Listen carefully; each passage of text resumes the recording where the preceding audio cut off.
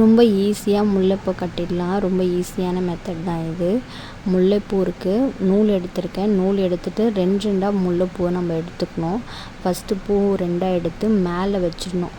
அந்த நூலுக்கு மேலே வைக்கணும் 2 பூ எடுத்து. அதுக்கப்புறம் அதே மாதிரி 2 பூ எடுத்து நூலுக்கு கீழே வைக்கணும். அதே மாதிரி ரெண்டுத்தையும் நம்ம கையில் பிடிச்சிக்கணும், நூலையும் பிடிச்சிக்கணும். பிடிச்சிட்டு மேலே ஒரே ஒரு சுற்று மட்டும் நம்ம போட்டோன்னா அது அப்படியே ஸ்டிப்பாக நின்றுடும்.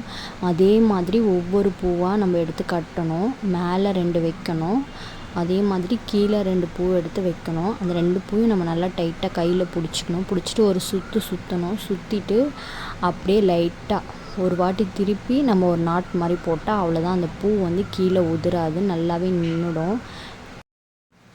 இதே மாதிரி மேலே 2 பூ கீழே 2 பூன்னு டைட்டாக வச்சுட்டு நம்ம ஒரு சுற்று அந்த விரலில் எப்படி சுற்றுறேன்னு பாருங்கள். அதே மாதிரி ஒரு சுற்று போட்டு நாட் போட்டிங்கன்னா பூ டைட்டாக நின்றுடும். அதே மாதிரி நம்ம பூ கட்டிக்கிட்டே வரணும் லைனாக. ரொம்ப ஈஸி.